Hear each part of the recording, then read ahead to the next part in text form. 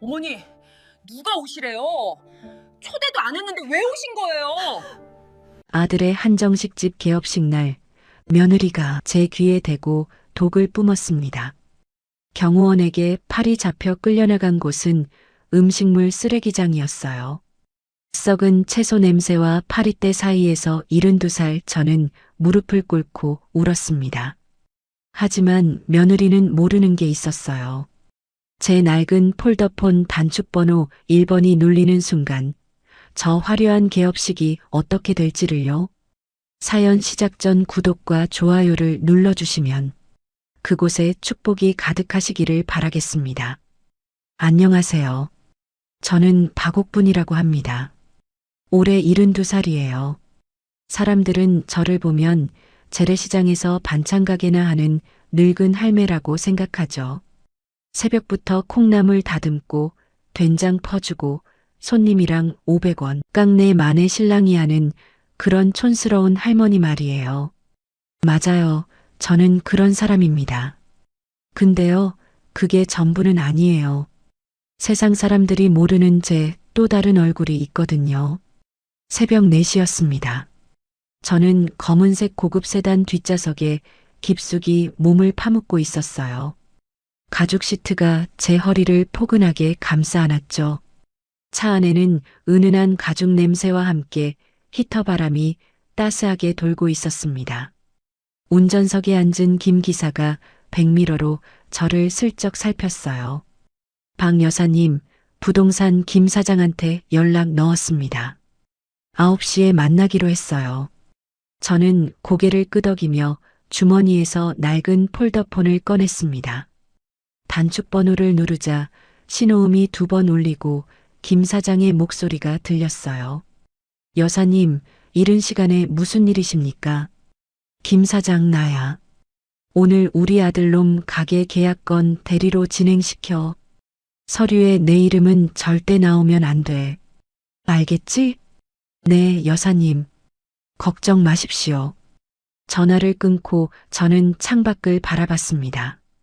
강남 한복판이었어요. 새벽 어둠 속에서도 높은 빌딩들이 불빛을 내뿜고 있었죠.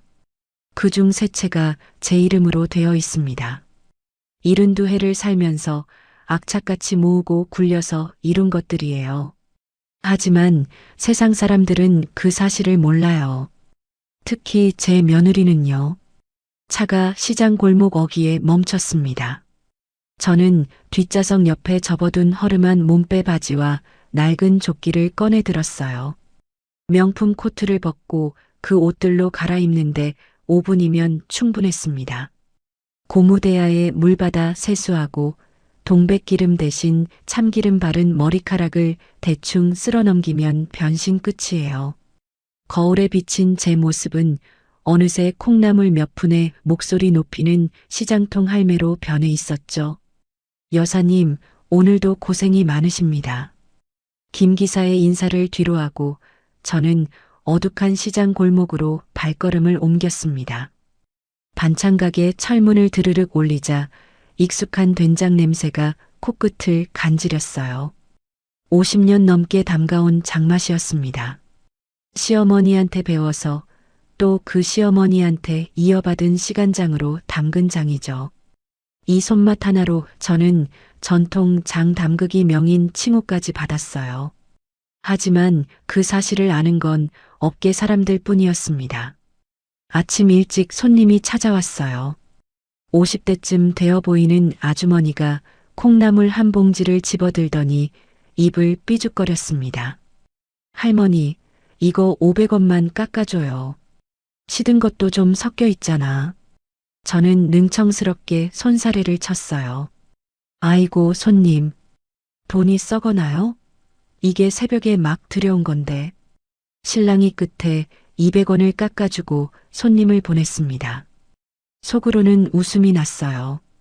강남 빌딩 월세가 한 달에 수천만 원씩 들어오는 제가 200원에 신랑 일을 하다니요. 하지만 이런 소소한 일상이 저는 좋았습니다. 제가 누군지 모르는 사람들 사이에서 그냥 평범한 할머니로 사는 시간이요. 10시쯤 되었을까요? 가게 앞에 낯익은 외제차가 섰습니다. 번쩍거리는 검은색 차체에 햇빛이 반사되었어요. 문이 열리고 며느리 지은이가 내렸습니다. 명품 구두를 신은 발이 시장 바닥을 디디는 순간 고인 빗물이 튀었어요. 지은이의 얼굴이 순식간에 일그러졌습니다. 인상을 잔뜩 찌푸리며 구두 끝을 내려다보는 그 표정에서 저는 시장이라는 공간 자체를 혐오하는 마음을 읽었어요. 어머님, 안녕하세요.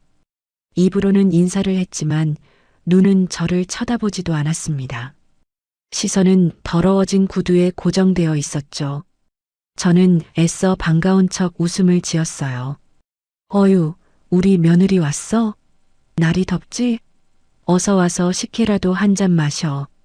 냉장고에서 직접 만든 식혜를 꺼내 유리잔에 따라 건넸습니다. 찹쌀로 엿기름 우려내고 생강 조금 넣어서 끓인 거예요. 지은이는 마지못해 잔을 받아들더니 입술만 살짝 떼는 신용을 했어요. 그리고는 제가 잠깐 뒤돌아 반찬통 정리하는 사이 화분에 식혜를 쏟아버렸습니다. 저는 선반에 기대어 있는 작은 거울에 비친 그 모습을 똑똑히 봤어요. 가슴이 서늘하게 식어내렸지만 내색하지 않았습니다. 이 정도는 익숙하니까요. 잠시 후 아들 민호가 들어왔습니다. 38된 제 아들은 저와 눈을 마주치지 못하고 어깨를 움츠렸어요. 뭔가 할 말이 있는데 차마 꺼내지 못하는 눈치였죠. 불안한 기색이 역력했습니다. 엄마, 저기, 이번 가게 말이야. 민호가 뜸을 들였어요. 그 모습에 제 심장이 덜컥 내려앉았습니다. 무슨 말이 나올지 예감이 되었거든요. 엄마 이름 말고 투자자 끼고 하는 걸로 했어. 지은이가 그게 낫대서 저를 빼겠다는 말이었습니다. 제가 평생 일군 땅 위에 제 돈으로 차리는 가게인데 정작 저는 숨겨야 할 존재라니요. 목구멍이 막히는 것 같았어요. 뭔가 날카로운 것이 심장을 콕콕 찌르는 느낌이었습니다. 하지만 저는 씁쓸한 웃음을 꾹꾹 삼키며 고개를 끄덕였어요. 그래, 늙은이가 빠져야지. 젊은 것들이 알아서 해라. 속으로는 비웃음이 났습니다. 내 땅인데 남의 땅인 척 새 들어 살겠다니. 꼴 좋다. 그래, 두고 보자. 누가 진짜 주인인지. 지은이가 가방에서 서류 뭉치를 꺼내 테이블 위에 펼쳤습니다. 사업계획서라고 했어요. 하지만 표지부터 안까지 온통 영어뿐이었습니다. 저는 한 장 한 장 넘기다가 한마디 했어요. 밥집이 밥만 맛있으면 되지. 뭐가 이리 복잡해. 지은이의 눈빛이 차갑게 변했습니다. 입꼬리가 비틀어지더니 냉소적인 목소리가 튀어나왔어요. 어머님은 트렌드를 모르세요. 요즘 고급 한정식이 어떻게 돌아가는지 아세요? 그 말투에는 무시가 가득했습니다. 저는 이를 꽉 깨물었지만 참았어요. 아직은 때가 아니니까요. 잠시 후 저는 서랍 깊숙한 곳에서 통장 하나를 꺼냈습니다. 평생 모은 돈처럼 보이게 해둔 용돈 통장이었어요. 지은이가 얼른 받아들더니 속지를 펼쳐 잔액을 확인했습니다. 숫자를 보는 순간 지은이의 입꼬리가 슬쩍 올라가는 게 보였어요. 눈동자가 반짝거렸죠. 돈 앞에서 드러나는 본심이었습니다. 저는 그 모습을 씁쓸하게 바라봤어요. 대신 조건이 있어. 제가 말을 꺼내자 지은이의 눈빛이 경계심으로 바뀌었습니다. 내 보물 1호인 장독대들 있잖아. 그거 가게 뒤뜰에 놔두게 해다오. 거기가 양지라서 장 익히기 딱 좋거든. 지은이의 얼굴이 순간 굳어졌어요. 마치 썩은 것을 본 표정이었습니다. 장독대요? 그 냄새나고 지저분한 걸 왜 거기다 둬요? 손님들 눈에 띄면 어쩌려고요. 결사반대였습니다. 하지만 저도 물러서지 않았어요. 돈을 받으려면 조건을 들어야 한다고 했죠. 한참을 실랑이한 끝에 지은이가 한 발 물러섰습니다. 알겠어요. 대신 손님 눈에 절대 안 띄게 가려주세요. 그게 조건이에요. 마지못한 승낙이었지만 저는 속으로 고개를 끄덕였습니다. 그 장독대가 없으면 이 가게의 맛은 존재하지 않는다는 걸 지은이는 아직 모르고 있었어요. 이사 당일이 되었습니다. 5톤 트럭이 가게 뒤편에 멈추고 인부들이 장독대를 내리기 시작했어요. 그런데 한 인부가 항아리를 마치 짐짝처럼 굴리는 게 보였습니다. 저도 모르게 소리가 터져 나왔어요. 이놈들아, 그게 내 목숨줄이야. 조심 못해? 100년 묵은 시간장 항아리였습니다. 수억 원을 줘도 다시 만들 수 없는 것이에요. 제 시어머니, 그 시어머니, 그 위 시어머니까지 대대로 내려온 것이죠. 제가 소리치자 지은이가 창피하다는 듯 고개를 획 돌려버렸습니다. 주변 사람들이 쳐다보는 게 부끄러웠던 거예요. 저는 그 뒷모습을 노려보다가 이를 악물었습니다. 그날 밤 저는 김 사장에게 전화를 걸었어요. 김 사장, 잘 들어. 애들한테는 내가 그 땅 주인인 거 절대 비밀이야. 월세는 꼬박꼬박 받아내고 한 푼도 봐주지 마. 그래야 정신 차린다. 제 목소리는 단호했습니다. 자식을 향한 사랑과 서운함이 뒤섞인 복잡한 마음이었어요. 며칠 후 지은이가 가게에서 쓸 참기름을 들고 왔습니다. 최고급 국산이라며 자랑을 늘어놓았죠. 저는 뚜껑을 열어 냄새를 맡아봤어요. 코끝에 닿는 순간 바로 알 수 있었습니다. 이거 중국산 게 섞였다. 너 사기당한 거야. 지은이의 얼굴이 붉어졌습니다. 하지만 순순히 인정하지 않았어요. 어머님, 혀가 둔해지신 거 아니에요? 이게 얼마짜린데요? 저는 더 말하지 않았습니다. 어차피 들을 귀가 없는 사람이니까요. 그날 밤 저는 몰래 집에서 육수를 끓였어요. 멸치와 다시마, 물을 넣고 3시간을 정성껏 우려냈습니다. 새벽에 가게 주방 냉장고에 넣어두었죠. 다음 날 지은이가 주방에서 환하게 웃으며 말하는 소리가 들렸어요. 역시 우리 셰프님 육수가 최고야. 깊은 맛이 다르네. 제가 끓인 육수였는데 엉뚱한 사람이 칭찬을 받고 있었습니다. 저는 씁쓸하게 웃을 수밖에 없었어요. 공은 남에게 돌아가도 상관없다고, 그저 아들 가게가 잘 되기만 하면 된다고 스스로를 달랬습니다. 밤이 깊어졌어요. 저는 가게 뒤편 장독대 앞에 쭈그려 앉아 하나하나 닦기 시작했습니다. 젖은 행주로 항아리 표면을 쓸어내리는데 눈물이 핑 돌았어요. 주머니에서 낡은 지갑을 꺼내 죽은 남편 사진을 펼쳤습니다.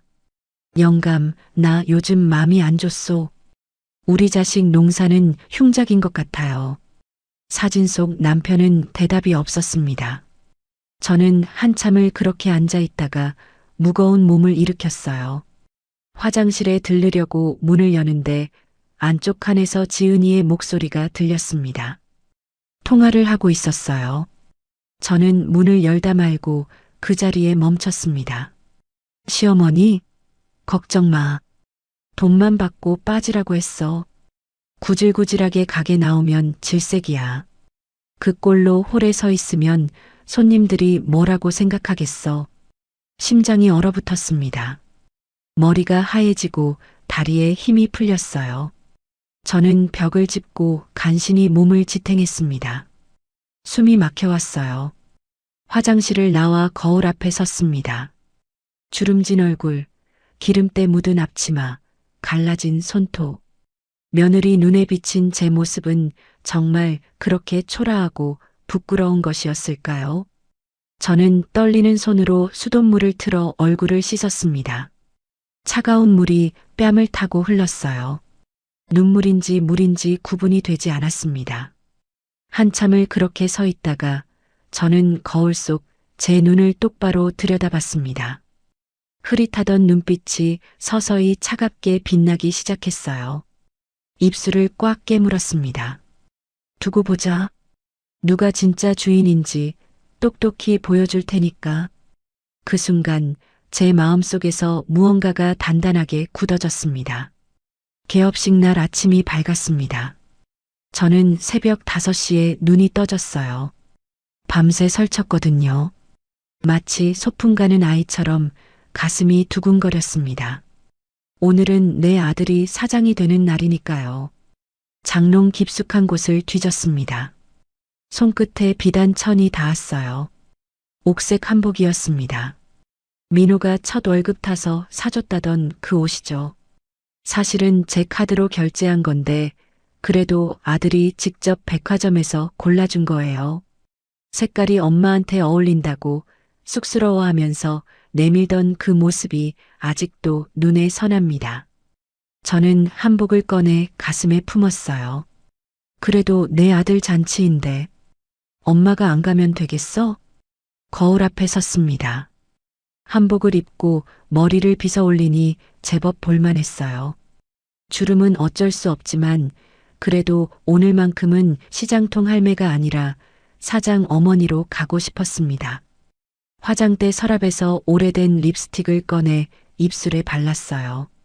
색이 조금 번졌지만 괜찮았습니다. 마음이 중요한 거니까요.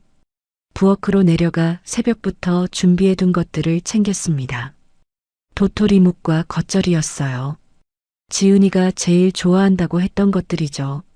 물론 좋아하는 척이었다는 걸 이제는 알지만 그래도 혹시나 하는 마음에 정성껏 만들었습니다. 묵은 전날 밤 도토리 가루를 풀어 3시간 동안 저으면서 쑤었어요. 손목이 빠질 것 같았지만 덩어리 하나 없이 매끈하게 완성했죠. 네모 반듯하게 썰어서 참기름을 두르고 깨소금을 살짝 뿌렸습니다. 겉절이는 배추 한 포기를 골라 소금에 절여 아삭한 식감을 살렸어요. 고춧가루와 젓갈, 마늘을 넣고 양념을 버무리는데 손끝이 빨갛게 물들었습니다. 혹시라도 냄새가 셀까봐 비닐로 1번, 보자기로 2번 감쌌어요. 손님들 앞에서 냄새 난다고 핀잔 들을까 봐서요. 보자기 매듭을 지으면서 저도 모르게 웃음이 났습니다. 지은이가 맛있게 먹는 모습을 상상했거든요. 택시를 타고 식당에 도착했습니다. 차에서 내리는 순간 저는 숨이 턱 막혔어요.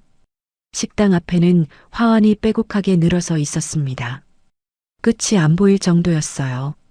국회의원, 대기업 임원, 유명 연예인 이름이 적힌 화환들이 정문 양쪽으로 줄지어 서 있었습니다. 붉은 장미와 하얀 국화가 가을 햇살에 반짝거렸죠. 제 손에 들린 건 기름 얼룩 묻은 낡은 보자기 하나뿐이었어요. 갑자기 위축되는 기분이 들었습니다. 하객들은 하나같이 명품 가방을 들고 비싼 차에서 내리고 있었거든요. 저만 택시에서 보따리 하나 들고 내렸어요. 하지만 고개를 저었습니다. 내가 왜 주눅이 드나? 저 건물이 서 있는 땅이 누구 건데? 정문으로 향했습니다. 그런데 검은 양복을 빳빳하게 차려입은 젊은 남자가 제 앞을 막아섰어요. 발렌 요원이었습니다. 귀에 무선 이어폰을 끼고 있었죠. 할머니, 배달은 뒤쪽으로 가세요. 저는 멈칫했어요. 배달이라니요. 제 손에 들린 보자기를 보고 그렇게 생각한 모양이었습니다. 나 배달 아니야. 여기 사장 엄마라고. 제가 목소리를 높였지만 요원은 믿지 않는 눈치였어요. 위아래로 저를 훑어보더니 코웃음을 쳤습니다. 제 옥색 한복이 그에게는 촌스러운 할머니 옷으로 보였나 봐요. 실랑이가 벌어졌습니다. 지나가는 하객들이 힐끗힐끗 쳐다봤어요. 수군거리는 소리가 들렸습니다. 얼굴이 화끈거렸어요. 이게 첫 번째 수모였습니다. 겨우 안으로 들어섰습니다. 로비는 화려했어요. 천장에 달린 샹들리에가 수천 개의 유리 조각으로 빛을 쏟아내고 있었습니다. 대리석 바닥은 거울처럼 반들거려서 구두 소리가 또각또각 울렸어요. 하객들은 하나같이 비싼 옷을 입고 샴페인 잔을 들고 있었습니다. 어디선가 피아노 연주 소리도 들려왔어요. 저는 보자기를 꼭 쥔 채 두리번거렸습니다. 민호는 어디 있을까? 아들 얼굴 한번 보고 축하한다고 안아주고 싶었어요. 그때 누군가 제 팔을 낚아채듯 잡았습니다. 손가락이 팔뚝에 파고들 정도로 세게요. 돌아보니 지은이었어요. 반짝이는 드레스를 입고 머리를 높이 올린 며느리의 얼굴은 사색이 되어 있었습니다. 눈이 휘둥그레져 있었어요. 어머님, 설마 이 꼴로 오신 거예요? 지은이가 씩씩거리며 저를 구석으로 끌고 갔습니다. 로비 한쪽 기둥 뒤 화장실 가는 복도였어요. 사람들 눈에 잘 안 띄는 곳이었죠. 지은이의 눈이 이글거렸습니다. 목소리는 낮았지만 칼날 같았어요. 오늘 VIP 손님들 다 오셨어요. 투자자분들도 계시고 방송국 PD님도 오셨다고요. 이게 무슨 민폐예요? 격 떨어지게. 가슴이 철렁 내려앉았습니다. 민폐라니요. 격이 떨어진다니요. 저는 떨리는 목소리로 말했어요. 내 아들 가게에 애미가 음식 좀 해온 게 죄냐? 내가 좋아하는 무기랑 겉절이야. 어젯밤부터 새벽까지 만들었어. 보자기를 들어보였습니다. 하지만 지은이는 한 발 물러서며 코를 막았어요. 얼굴을 찡그리며 손을 내저었습니다. 아휴, 냄새. 그 시장 냄새 좀 어떡해요. 손님들 코에 들어가면 어쩌려고 그래요. 그 말이 비수처럼 가슴에 박혔습니다. 새벽부터 손목 빠지게 저어서 만든 음식이, 정성껏 싸온 음식이 시장 냄새 취급을 받다니요. 목이 메어왔지만 저는 꾹 참았어요.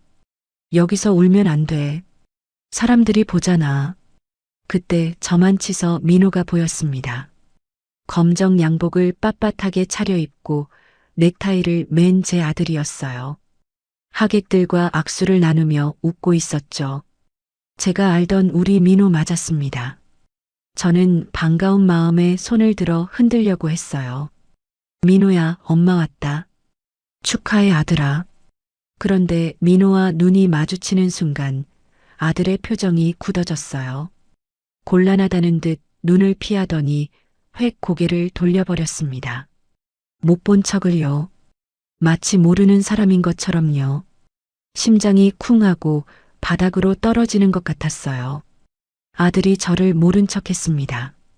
제가 낳고 젖 먹여 키운 자식이 밤새워 병간호하고 등록금 대느라 허리 휜 엄마를 손님들 앞에서 창피하다고 외면했어요.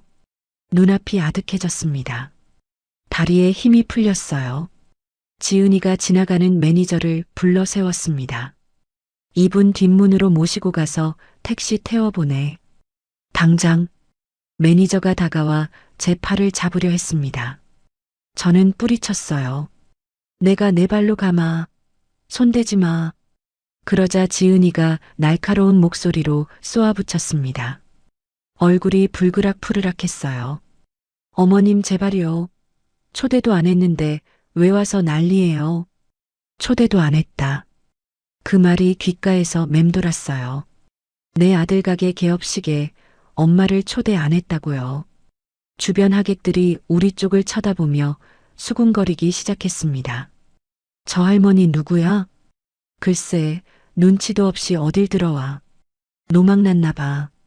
쯧쯧. 그 소리들이 귀에 비수처럼 꽂혔어요. 저는 그 자리에 얼어붙은 듯 서 있었습니다. 손에 힘이 풀렸어요. 그 순간 보자기가 미끄러져 바닥에 떨어졌습니다. 철퍼덕 소리와 함께 묵이 쏟아졌어요. 네모 반듯하게 썰어둔 묵이 대리석 바닥 위에서 산산이 으깨졌습니다. 겉절이 국물이 번지며 바닥을 적셨어요. 마치 제 자존심이 으깨진 것처럼요. 검은 양복을 입은 경호원 2명이 다가왔어요. 그들은 아무 말 없이 제 양팔을 붙잡고 뒷문 쪽으로 밀어냈습니다.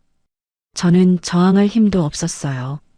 화려한 로비를 지나고 좁고 어두운 복도를 지나고 무거운 철문을 열고 나가니 쓰레기 분리수거장이었습니다. 음식물 쓰레기 냄새가 코를 찔렀어요. 파리가 윙윙거렸고 커다란 녹색 쓰레기통들이 줄지어 서 있었습니다. 썩은 채소 껍질과 생선 대가리가 바닥에 널려 있었어요. 경호원들은 저를 거기에 내려놓고 아무 말 없이 철문 안으로 돌아갔습니다. 쾅 하고 문이 닫혔어요. 잠금 장치 돌아가는 소리가 들렸습니다. 저는 쓰레기통 옆에 주저앉았어요. 손에는 아직 뭉개진 무기 묻은 보자기가 들려 있었습니다. 하늘을 올려다봤어요. 맑고 높은 가을 하늘이었습니다. 식당 안에서는 축하 음악이 흘러나오고 있었어요. 사람들의 웃음소리, 박수 소리도 들렸죠. 저만 여기 쓰레기들 사이에 버려져 있었습니다. 허탈한 웃음이 나왔어요. 키득키득 웃다가 눈물이 흘렀습니다. 그러다 갑자기 가슴이 미어지듯 아파왔어요. 내가 자식을 괴물로 키웠구나. 내가 뭘 잘못했길래 이런 꼴을 당하나. 가슴을 치며 오열했습니다. 평생 아들 하나 잘 되라고 허리 휘도록 일했는데 돌아온 건 이거였어요. 쓰레기 취급이었습니다. 얼마나 울었을까요? 눈물이 마를 때쯤 저는 고개를 들었습니다. 흐릿하던 시야가 선명해졌어요. 가슴 한구석에서 차가운 것이 피어올랐습니다. 분노였어요. 서러움을 넘어선 단단한 분노. 저는 비틀거리며 일어섰어요. 치마에 묻은 흙을 털어냈습니다. 주머니에서 낡은 폴더폰을 꺼냈어요. 단축번호 1번을 눌렀습니다. 신호음이 2번 울리고 익숙한 목소리가 들렸어요. 여보세요, 박 여사님? 저는 떨리지만 단호한 목소리로 말했습니다. 회장님, 접니다. 지금 당장 식당으로 와주셔야겠습니다. 전화를 끊고 쓰레기장을 빠져나왔어요. 구겨진 한복을 털고 흐트러진 머리를 손으로 쓸어 올렸습니다. 아까 바닥에 떨어뜨린 묵은 그대로 두었어요. 더 이상 주워 담을 것도 주워 담고 싶은 마음도 없었습니다. 다시 정문으로 향했어요. 아까 저를 막았던 경호원이 또 나타났습니다. 이번에도 팔을 벌려 앞을 막아섰어요. 하지만 저는 물러서지 않았습니다. 그를 똑바로 쳐다보며 말했어요. 비켜. 이 가게 진짜 주인이 누군지 보여줄 테니까. 경호원이 순간 당황한 기색을 보였어요. 아마 제 눈빛이 아까와 달랐을 겁니다. 저는 그를 밀치고 로비 안으로 들어섰습니다. 심장이 차갑게 뛰고 있었어요. 송 회장이 올 때까지 저는 기둥 뒤에 서서 기다렸습니다. 화려하게 웃고 떠드는 사람들을 바라보면서요. 곧 모든 게 달라질 거예요. 두고 보라지. 제 목소리에는 더 이상 떨림이 없었습니다. 로비 한쪽 기둥 뒤에 서서 저는 숨을 고르고 있었습니다. 심장은 차갑게 뛰고 있었지만 머릿속은 그 어느 때보다 맑았어요. 아까 쓰레기장에서 흘린 눈물은 이미 말라 있었습니다. 구겨진 한복에는 아직 흙이 묻어 있었지만 신경 쓰지 않았어요. 지금 제 안에 남은 건 단단한 분노뿐이었습니다. 곧 송 회장이 도착할 거예요. 그러면 모든 게 달라지겠죠. 홀 안이 갑자기 술렁거렸습니다. 입구 쪽에서 웅성거리는 소리가 들렸어요. 지은이의 목소리가 유난히 높게 울려 퍼졌습니다. 오셨어요. 송 회장님 오셨습니다. 우리 식당의 가장 중요한 VIP시죠. 지은이가 하이힐을 또각또각 올리며 입구로 달려갔어요. 아까 저를 쓰레기 취급하던 그 얼굴에 환한 미소가 번져 있었습니다. 민호도 뒤따랐어요. 두 사람이 허리를 90도로 꺾으며 인사하는 모습이 보였습니다. 아부하는 표정이 역력했죠. 송 회장의 투자를 받으려고 그렇게 애쓰는 거였어요. 송 회장이 들어섰습니다. 70대 중반의 백발 신사였어요. 허리가 꼿꼿하고 눈빛이 날카로웠죠. 회색 정장에 은색 넥타이를 매고 있었습니다. 국내 굴지의 호텔 체인을 가진 분이에요. 하지만 세상 사람들이 모르는 게 있었습니다. 송 회장은 제 반찬 가게 단골 손님이었어요. 20년 전부터 일주일에 한 번씩 장을 사러 오시던 분이죠. 제 시간장 맛을 아는 몇 안 되는 사람이었습니다. 제가 누구인지 뭘 가지고 있는지 아는 유일한 외부인이었어요. 지은이가 송 회장 앞에서 연신 허리를 굽히고 있었습니다. 목소리가 꿀물처럼 달콤했어요.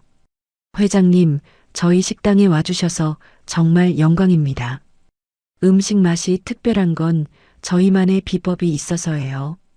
제가 직접 개발한 특제 소스거든요. 저희만의 비법이라 제가 직접 개발했다고요. 저는 속으로 비웃음이 났습니다. 그 비법이 누구 것인지도 모르면서요. 제 장독대에서 몰래 퍼간 시간장이 비법이라니 뻔뻔하기도 하지. 그런데 송 회장이 이상한 행동을 했어요. 지은이와 민호의 인사를 완전히 무시하고 지나쳐버린 겁니다. 마치 투명 인간 취급하듯이요. 눈길 한 번 주지 않았어요. 두 사람은 허리를 숙인 채 어리둥절해하고 있었죠. 뭐가 잘못됐나 싶은 표정이었습니다. 송 회장의 시선이 로비를 훑었습니다. 그러다 저를 발견했어요. 기둥 뒤에 서 있던 저를요. 송 회장의 얼굴에 환한 미소가 번졌습니다. 그리고는 성큼성큼 제게 걸어왔어요. 하객들 사이를 헤치고요. 주변 하객들이 고개를 돌려 저를 쳐다봤습니다. 아까 노망났다고 수군거리던 그 사람들이요. 눈이 휘둥그레져 있었어요. 저는 그 자리에 가만히 서 있었습니다. 송 회장이 제 앞에 멈춰 섰어요. 그리고 놀라운 일이 벌어졌습니다. 송 회장이 제 두 손을 공손히 잡더니 허리를 90도로 깊이 숙인 겁니다. 백발이 숙여지는 게 보였어요. 그 유명한 송 회장이요. 박 여사님, 귀한 시간장 명인께서 어째서 이런 누추한 곳에 계셨습니까? 제가 연락을 못 받았습니다. 로비 전체가 순간 조용해졌어요. 숨소리조차 들리지 않았습니다. 송 회장이라는 사람이 그 허름한 옷을 입은 할머니에게 허리를 숙이다니.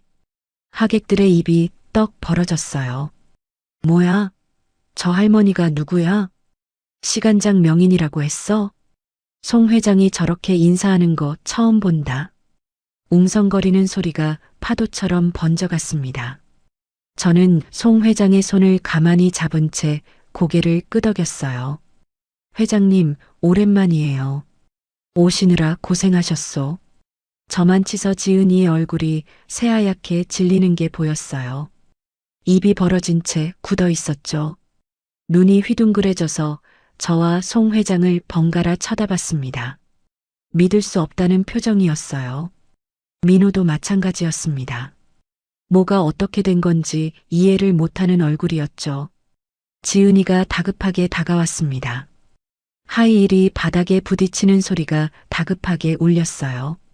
목소리가 떨리고 있었습니다. 회장님? 저희 시어머니는 그냥 시장통에서 반찬 가게 하시는 분이신데요. 송 회장이 고개를 돌려 지은이를 쳐다봤습니다. 눈빛이 얼음장처럼 차가웠어요. 아까 제게 아부하던 때와는 완전히 다른 표정이었죠. 자네는 시어머니가 누군지도 모르고 있었나? 박옥분 여사는 3대째 이어온 전통 장 담그기의 숨은 명인이시네. 내 호텔 식당에 장을 납품해 주시는 분이고. 지은이의 무릎이 흔들리는 게 보였습니다. 얼굴에서 핏기가 다 빠져나갔어요. 입술이 파르르 떨렸습니다.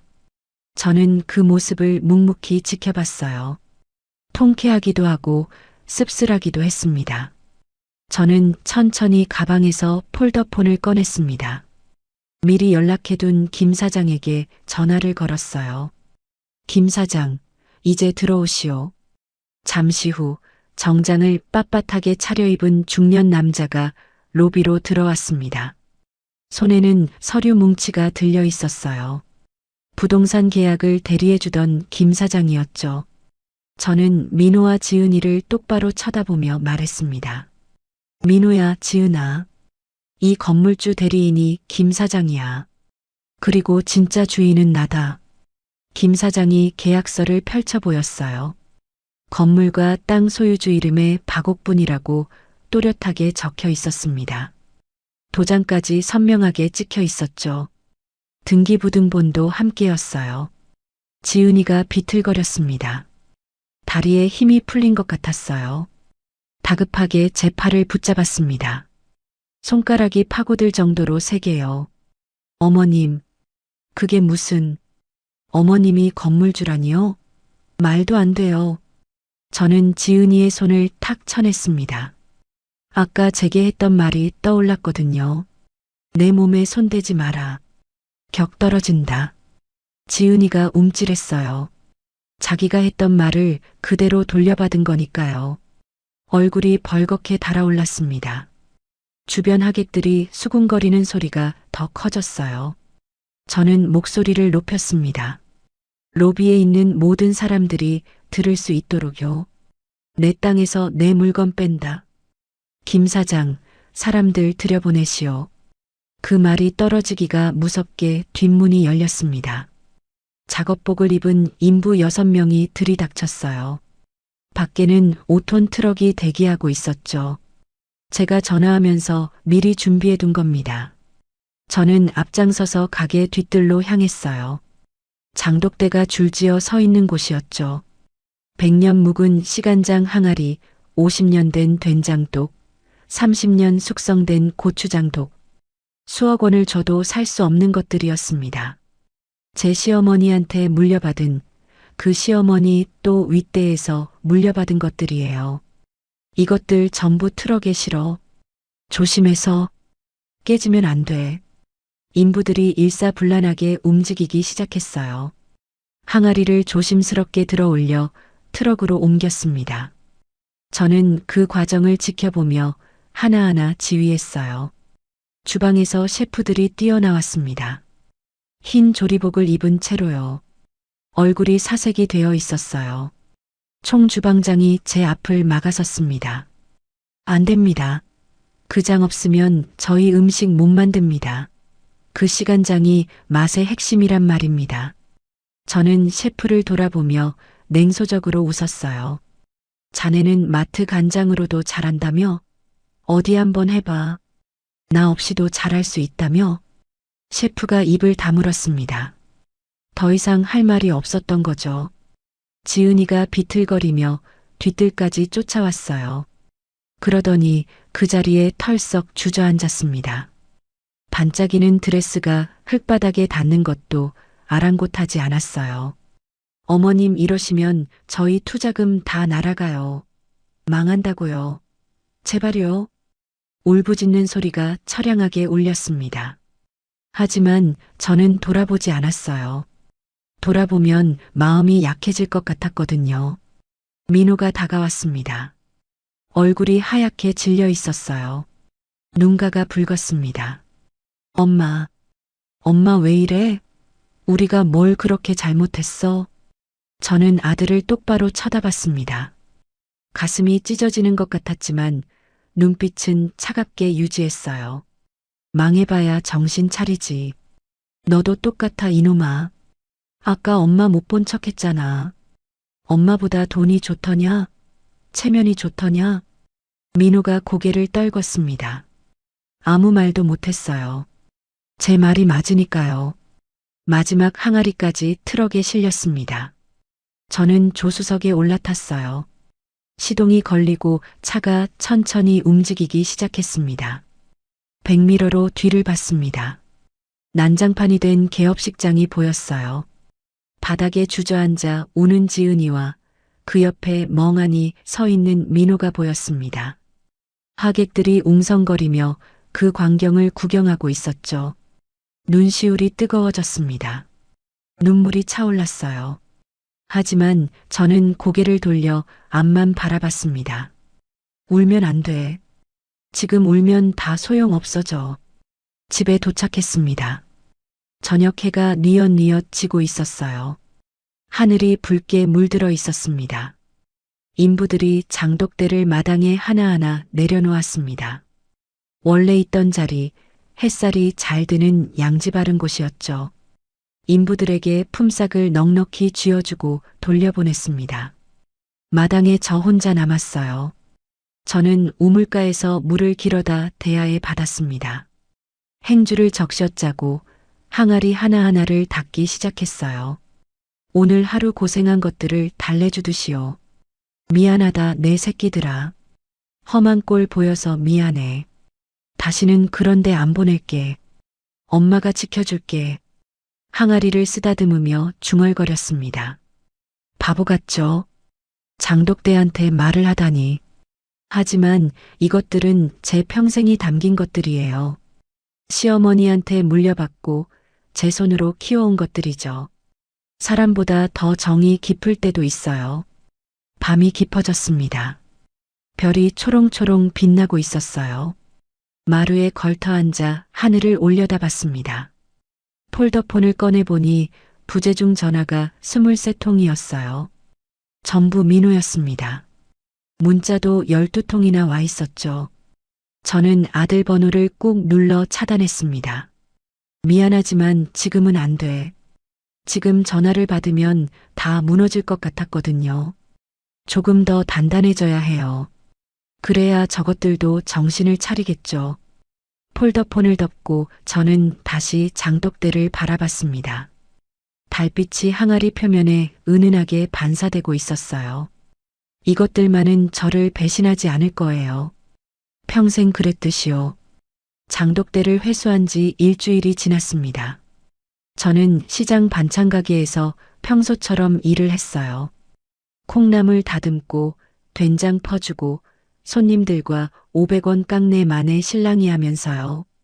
겉으로는 아무렇지 않은 척했지만 속으로는 하루에도 몇 번씩 아들 생각이 났습니다.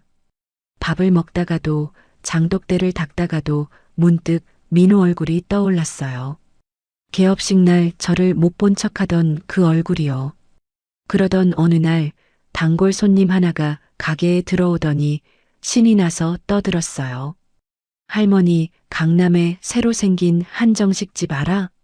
거기 완전 망하고 있대. 개업할 때는 줄 서서 먹었다면서 요즘은 파리만 난린데.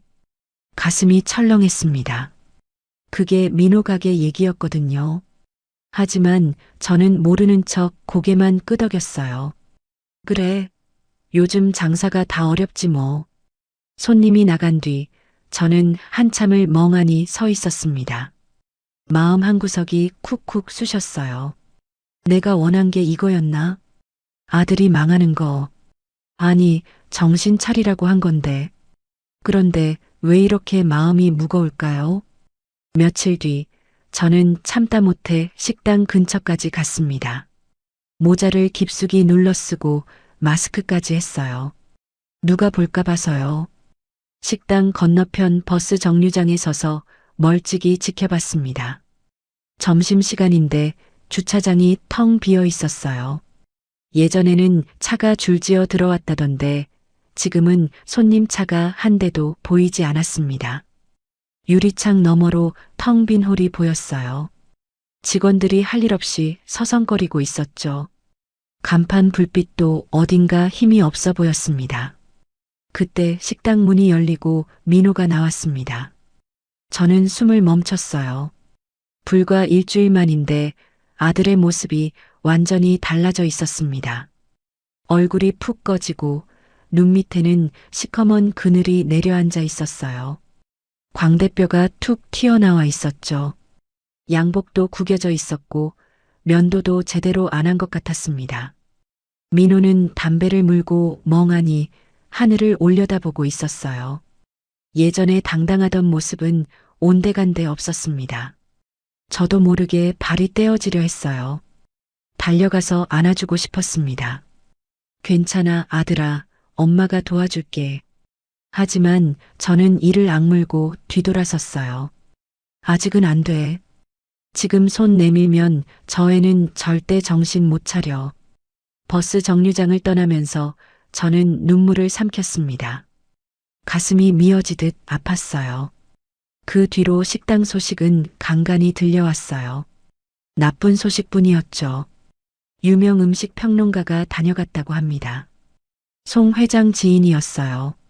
반찬 몇 가지를 맛보더니 고개를 절레절레 흔들었다더군요. 국물 한 숟가락 뜨더니 얼굴을 찡그리며 냅킨을 테이블에 던지고 나갔다고 해요. 영혼이 없는 맛이라면서요. 장맛이 완전히 빠졌다고요. 그 얘기가 입소문을 타고 업계에 퍼졌습니다. 셰프들이 시판 간장과 조미료를 이것저것 섞어봤지만 소용없었다고 해요.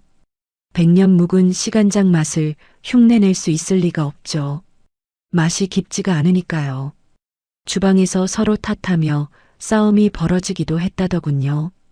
총 주방장이 그만둔다고 소동이 났다가 겨우 말렸다고도 했어요. 인터넷에는 악플이 쏟아졌습니다. 가격은 호텔급인데 맛은 편의점 이하라느니, 주인 여자가 손님을 가려받는다느니 별점 1개가 수두룩했어요. 예약 취소가 빗발쳤죠. 매출이 바닥을 쳤습니다. 직원들 월급 주기도 빠듯해졌다고 했어요. 지은이가 다른 명인들에게 장을 구하려 했다는 소식도 들었어요. 전국 8도를 돌아다녔다더군요. 하지만 저는 이미 손을 써뒀습니다. 업계 사람들에게 연락해서 부탁했거든요. 내 며느리한테 장 팔면 나랑 인연 끊는 거라고요. 좀 비겁한 짓인 건 알아요. 하지만 그렇게라도 안 하면 저것들이 쉬운 길만 찾을 것 같았습니다. 대출 독촉장이 쌓이기 시작했다고 합니다. 식자재 대금도 석 달이나 밀렸고요. 지은이가 제 명의를 도용해서 대출을 받으려 했다는 얘기도 들었습니다. 하지만 저는 이미 은행에 연락해서 막아뒀어요. 제 이름으로는 절대 대출이 안 되게요. 지은이와 민호의 부부싸움도 심해졌다고 합니다. 밤마다 고함 소리가 들린다더군요. 다 당신 엄마 때문이야. 당신 엄마가 우리 망하게 한 거라고. 지은이가 그렇게 소리치면 민호가 처음으로 맞받아쳤다고 해요. 내 때문이잖아. 내가 엄마 그렇게 대했으니까 이 꼴이 된 거야. 처음으로 아내에게 대든 거였습니다. 그동안 눌려 살던 민호가요. 민호는 스트레스를 잊으려고 매일 밤 술을 마셨습니다. 독한 소주를 병째로 들이켰다고 해요. 가게 주방 구석에서 혼자 마시는 날이 많았다더군요. 눈이 누렇게 변해가고 얼굴이 점점 부어올랐다고 합니다. 1주일, 2주일, 그렇게 한 달이 지났습니다. 어느 날 밤이었어요. 새벽 2시쯤 됐을까요? 저는 잠이 안 와서 마루에 앉아 있었습니다. 그때 대문 앞에서 인기척이 났어요. 저는 조용히 일어나 창문으로 내다봤습니다. 민호였어요. 만취 상태로 비틀거리며 대문 앞에 서 있었습니다. 양복은 술에 절어 있었고 넥타이는 풀어 헤쳐져 있었어요. 머리카락이 헝클어져 있었고 얼굴이 벌겋게 달아올라 있었습니다. 민호가 대문을 바라보며 중얼거렸어요. 엄마, 엄마 나야. 잘못했어. 미안해. 목소리가 울먹거렸습니다. 저는 가슴이 찢어지는 것 같았어요. 당장이라도 뛰어나가고 싶었습니다. 하지만 저는 그 자리에 꼼짝 않고 서 있었어요. 주먹을 꽉 쥐고요. 민호가 손을 들어 초인종을 누르려 했습니다. 그런데 멈췄어요. 손이 허공에서 떨리다가 힘없이 내려갔습니다. 민호는 고개를 떨구고 한참을 서 있다가 결국 돌아섰어요. 비틀비틀 골목 저편으로 사라지는 뒷모습이 그렇게 처량할 수가 없었습니다. 저는 창가에서 무릎이 꺾였어요. 바닥에 주저앉아 소리 없이 울었습니다. 내 아들이 저렇게 됐는데 나는 왜 나가지 못하나? 왜 이렇게 독해야 하나? 그날은 평범한 저녁이었어요. 저는 마당에서 장독대를 닦고 있었습니다. 해가 뉘엿뉘엿 지고 있었죠. 그때 폴더폰이 울렸어요. 모르는 번호였습니다. 받으니까 낯선 여자 목소리가 들렸어요. 박옥분 씨 보호자분 맞으시죠? 여기 대학병원 응급실인데요. 아드님이 쓰러지셔서 지금 응급실에 계십니다. 빨리 오셔야 할 것 같습니다. 머릿속이 하얘졌습니다. 뭐라고요? 아들이 쓰러졌다고요? 저는 폰을 든 채 그 자리에 얼어붙었어요. 손이 부들부들 떨렸습니다. 어떻게 된 거예요? 우리 아들이 왜요? 식도 정맥류 파열로 피를 많이 흘리셨습니다. 지금 상태가 많이 안 좋으세요. 전화를 끊자마자 저는 뛰쳐나갔어요. 잠옷바람 그대로였습니다. 대문을 박차고 나가 길가에서 택시를 잡았어요. 기사 양반, 대학병원 응급실로요. 제발 빨리 좀 가주세요. 우리 아들이 쓰러졌어요. 목소리가 떨려서 말이 제대로 안 나왔습니다. 기사분이 놀란 눈으로 저를 쳐다보더니 급하게 차를 몰았어요. 저는 뒷좌석에서 두 손을 꼭 모았습니다. 눈물이 줄줄 흘러내렸어요.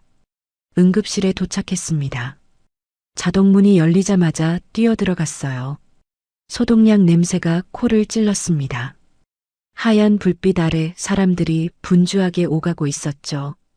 저는 두리번거리며 민호를 찾았어요. 그때 침대 하나가 보였습니다. 민호였어요. 온몸에 피가 묻어 있었어요. 입 주변에도 가슴팍에도 바지에도 시뻘건 피가 그대로였습니다. 의식이 없었어요. 눈을 감고 축 늘어져 있었죠. 코와 입에 튜브가 꽂혀 있었고 팔에는 수액줄이 연결되어 있었습니다. 여러 기계에서 삐삐 소리가 쉴 새 없이 울리고 있었어요. 저는 다리에 힘이 풀려 그 자리에 주저앉았습니다. 민호야, 민호야, 엄마야, 눈 떠봐. 아들 이름을 부르며 울었어요. 하지만 민호는 꿈쩍도 하지 않았습니다. 손을 내밀어 아들의 손을 잡았어요. 차가웠습니다. 이렇게 차가운 손이 내 아들 손이라니. 저만 치서 지은이가 벽에 기대 떨고 있는 게 보였습니다. 얼굴이 새하얗게 질려 있었어요. 평상복을 입고 있었는데 거기에도 핏자국이 군데군데 묻어 있었습니다. 아마 민호가 피를 토할 때 옆에 있었나 봐요. 저는 지은이에게 다가가고 싶었지만 발이 떨어지지 않았어요. 뺨을 때리고 싶기도 하고 붙잡고 함께 울고 싶기도 했습니다. 그때 흰 가운을 입은 의사가 다가왔어요. 중년 남자였습니다. 표정이 심각했어요. 눈빛이 무거웠습니다. 보호자분이시죠?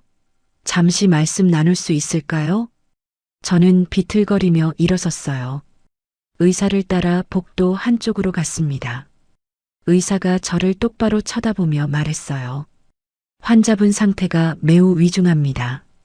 알코올성 간경화가 말기까지 진행됐고 간신증후군으로 신장 기능도 많이 떨어져 있습니다. 오늘 피를 토한 건 식도 정맥류가 터진 건데요.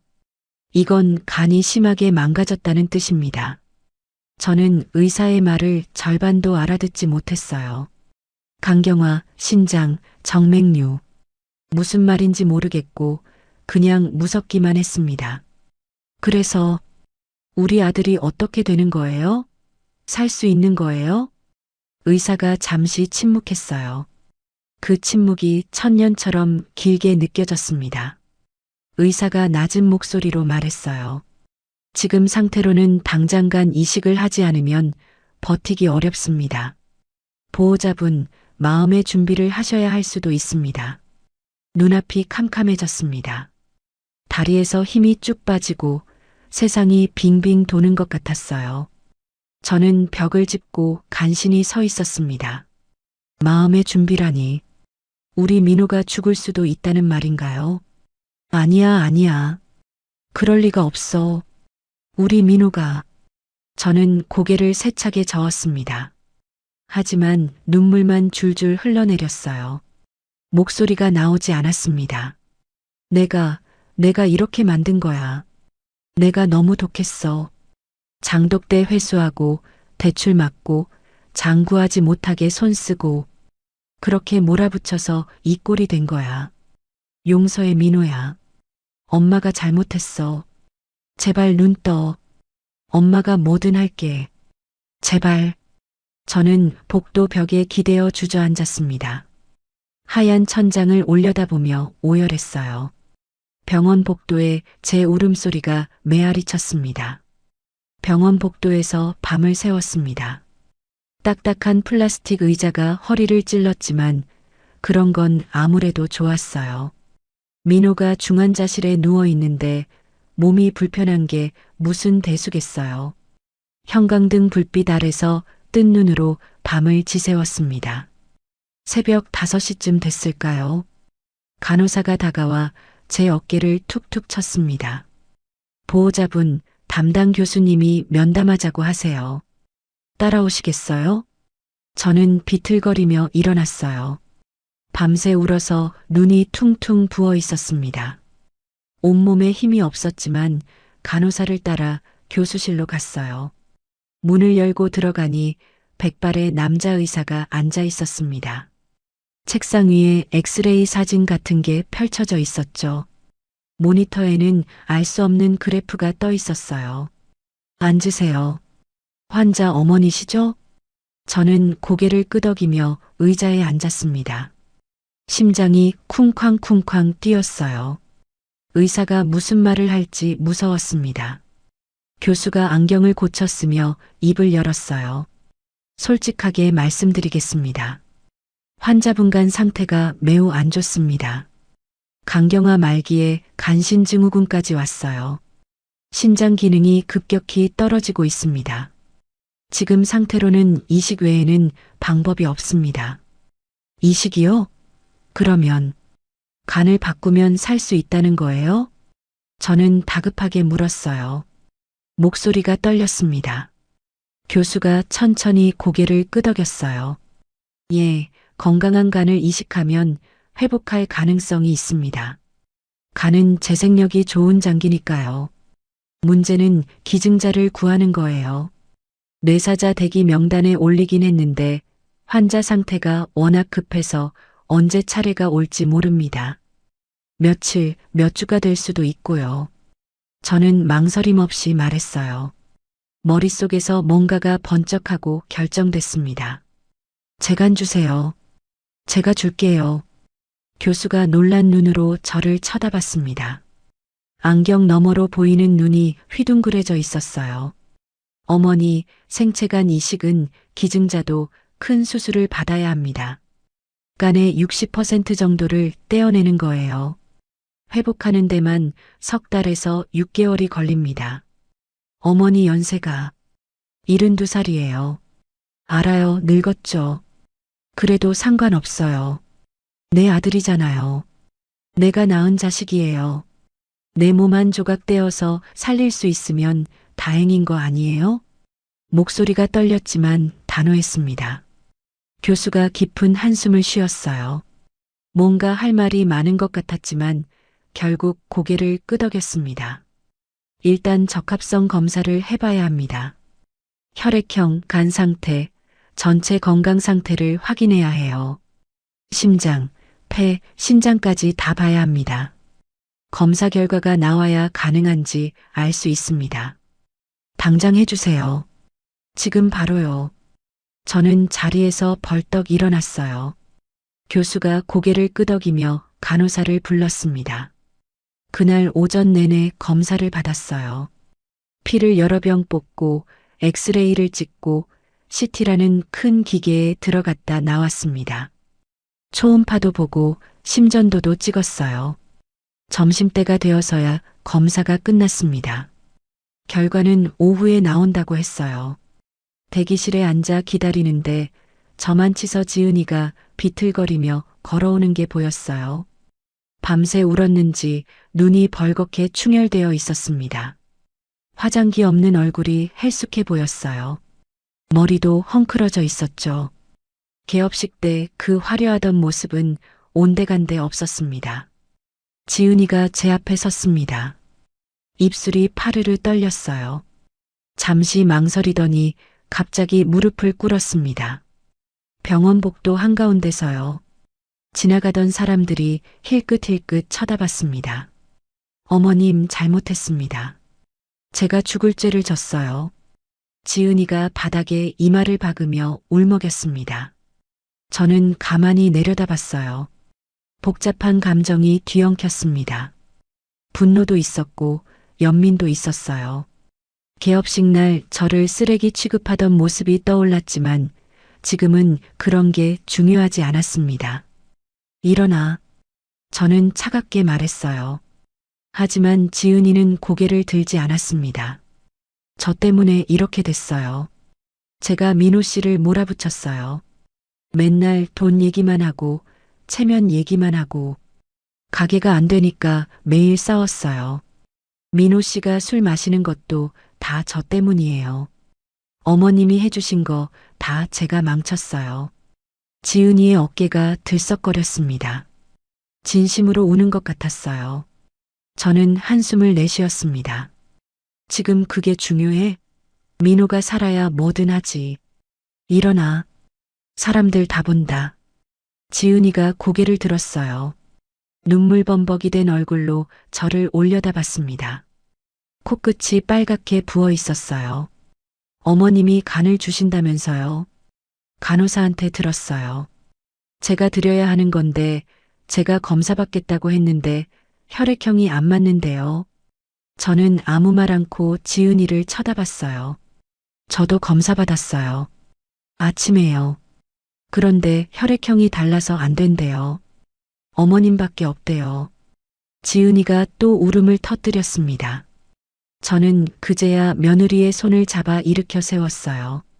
손이 차가웠습니다. 떨리고 있었죠. 됐어. 그만 울어.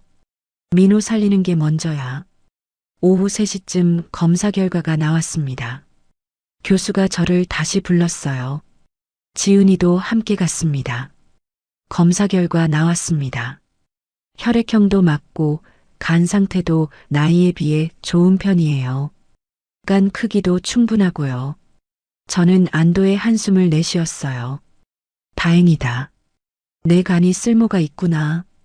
가슴을 짓누르던 돌덩이가 조금 내려가는 것 같았습니다. 그런데 교수가 말끝을 흐렸습니다. 표정이 심각해졌어요. 저는 가슴이 철렁 내려앉았습니다. 뭔가 문제가 있어요? 어머니 간에서 작은 혹이 하나 발견됐습니다. 크기는 2cm 정도인데요. 정밀 검사를 더 해봐야 하지만 악성일 가능성을 배제할 수 없어요. 머릿속이 하얘졌습니다. 혹이라고요? 악성이라고요? 그게 무슨 말이에요? 그게 암이라는 거예요? 아직 확정은 아닙니다. 조직 검사를 해봐야 해요. 만약 악성이라면 이식은 불가능합니다. 암세포가 있는 간을 이식할 수는 없으니까요. 지은이가 제 팔을 붙잡았어요. 손이 떨리고 있었습니다. 저는 멍하니 앉아 있었어요. 아들을 살리려고 했더니 내 몸에 문제가 있다니. 이게 무슨 시험인가요? 검사 언제 할 수 있어요? 빨리 해주세요. 내일 아침 조직 검사하겠습니다. 결과는 2, 3일 정도 걸려요. 병실로 돌아왔습니다. 민호는 여전히 의식이 없었어요. 산소호흡기를 달고 눈을 감고 누워 있었죠. 얼굴이 누렇게 떠 있었습니다. 저는 아들 손을 잡고 침대 옆에 앉았습니다. 손등에 수액 바늘이 꽂혀 있었어요. 민호야, 엄마야. 엄마 왔어. 엄마가 간 줄게. 걱정하지 마. 눈물이 볼을 타고 흘러내렸습니다. 근데 말이야, 엄마 간에 혹이 있대. 암일 수도 있대. 웃기지? 아들 살리려고 했더니 엄마가 아픈 거야. 말하면서 웃음이 나왔어요. 기가 막혀서요. 하지만 금방 웃음이 울음으로 바뀌었습니다. 민호야, 엄마 암이어도 괜찮아. 어차피 일흔둘이야. 충분히 살았어. 그런데 너는 안 돼. 너는 아직 45이잖아. 할 일이 많잖아. 손주도 봐야 하고 효도도 해야 하고. 저는 고개를 숙이고 아들 손등에 이마를 댔습니다. 차가운 손이었어요. 기계 소리만 삐삐 울리고 있었죠. 제발 엄마가니 괜찮게 해주세요. 암 아니게 해주세요. 그래서 이 아이 살릴 수 있게 해주세요. 누구한테 비는 건지도 모르겠어요. 하나님인지 부처님인지 아니면 그냥 허공인지. 그래도 빌 수밖에 없었습니다. 평생 남한테 빌어본 적 없는 제가 이렇게 간절하게 빌고 있었어요. 밤이 깊어졌어요. 병실 창문 너머로 어둠이 내려앉았습니다. 지은이가 커피를 사들고 왔어요. 종이컵을 제게 내밀었습니다. 어머님, 이거라도 드세요. 하루 종일 굶으셨잖아요. 병원 식당에서 죽이라도 사올까요? 저는 고개를 저었어요. 목구멍으로 아무것도 넘어갈 것 같지 않았습니다. 커피만 받아 한 모금 마셨어요. 쓴맛이 입안에 퍼졌습니다. 지은아. 예, 어머님. 내가 암이면 민호 어떡하지? 지은이가 대답하지 못했어요. 눈에 눈물이 고였습니다. 입술을 깨물고 있었어요. 그러지 마세요. 암 아닐 거예요. 분명 괜찮을 거예요. 어머님은 그동안 얼마나 건강하게 사셨는데요. 매일 새벽부터 시장 나가셔서 일하시고 장 담그시고 그렇게 부지런하신 분이 암일 리가 없어요. 지은이가 제 손을 꽉 잡았어요. 따뜻했습니다. 처음으로 며느리 손이 따뜻하게 느껴졌어요. 개업식 날 저를 끌어내던 그 손이 맞나 싶었습니다. 지은아, 그동안 미안했어. 나도 너무 독했어. 장독대 뺏고 장 못 구하게 막고 그게 다 너희 잘 되라고 한 건데 결국 이 꼴이 됐네. 지은이가 고개를 세차게 저었어요. 아니에요. 저희가 잘못한 거예요. 어머님은 저희한테 다 해주셨는데 저희가 너무 못했어요. 제가 정신이 없었어요. 돈에 눈이 멀어서, 체면에 눈이 멀어서. 지은이가 또 울었습니다. 저는 며느리의 머리를 쓰다듬었어요. 처음으로 이 아이를 만져보는 것 같았습니다. 결혼하고 5년이 넘었는데 이렇게 살갑게 대한 적이 없었거든요. 됐어. 지나간 일이야. 지금은 민호 살리는 게 먼저야. 다른 건 나중에 생각하자. 저는 창밖을 바라봤습니다. 어두운 밤하늘에 별이 몇 개 보였어요. 반짝반짝 빛나고 있었죠. 내일 검사 결과가 어떻게 나올지 아무도 몰랐습니다. 하지만 한 가지는 확실했어요. 결과가 어떻든 저는 아들을 살릴 방법을 찾을 겁니다. 암이면 암인 대로, 아니면 아닌 대로. 방법은 있을 거예요. 그게 엄마니까요. 자식을 위해서라면 뭐든 할 수 있는 게 엄마니까요. 민호의 손을 놓지 않은 채 저는 눈을 감았습니다. 긴 밤이 될 것 같았어요. 내일 아침이 오면 조직 검사를 받아야 합니다. 결과가 나오면 그 다음 일을 생각해야죠. 기계의 삐삐 소리가 규칙적으로 울렸습니다. 그 소리가 민호의 심장 소리 같았어요. 아직 살아있다는 신호요. 버티고 있다는 증거요. 저도 버텨야 합니다. 아들이 버티는 만큼 저도 버텨야 해요. 조직 검사를 받은 지 이틀이 지났습니다. 그 이틀이 20년처럼 길게 느껴졌어요. 저는 병원 복도를 수백 번도 더 왔다 갔다 했습니다. 밥도 제대로 못 먹고 잠도 제대로 못 잤어요. 눈만 감으면 민호 얼굴이 떠올랐거든요. 누렇게 뜬 얼굴, 튜브가 꽂힌 코와 입. 그 모습이 눈에 밟혀서 잠이 올 리가 없었습니다. 드디어 결과가 나오는 날이었습니다. 아침 9시에 교수실로 오라고 했어요. 저는 새벽 5시부터 깨어 있었습니다. 창문 너머로 동이 트는 걸 지켜봤어요.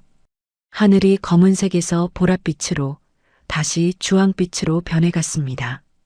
지은이도 밤새 뜬 눈으로 지새웠는지 눈이 충혈되어 있었어요. 교수실 앞에 섰습니다. 문을 두드리려는데 손이 떨렸어요. 심장이 쿵쾅쿵쾅 뛰었습니다. 이 문을 열면 제 운명이, 아니, 민호의 운명이 결정되는 거였어요. 지은이가 제 손을 꽉 잡아줬습니다. 괜찮을 거예요, 어머님. 저는 고개를 끄덕이고 문을 두드렸습니다. 들어오세요. 문을 열고 들어갔어요. 교수가 책상 앞에 앉아 있었습니다. 표정을 읽을 수가 없었어요. 무표정한 얼굴이 더 무서웠습니다. 앉으세요. 저와 지은이가 나란히 앉았어요. 교수가 서류를 펼쳤습니다. 저는 숨을 멈추고 기다렸어요. 손바닥에 땀이 흥건했습니다. 검사 결과 나왔습니다. 교수가 잠시 말을 멈췄어요. 그 짧은 침묵이 영원처럼 느껴졌습니다. 제발이요. 제발 좋은 소식이길. 양성입니다.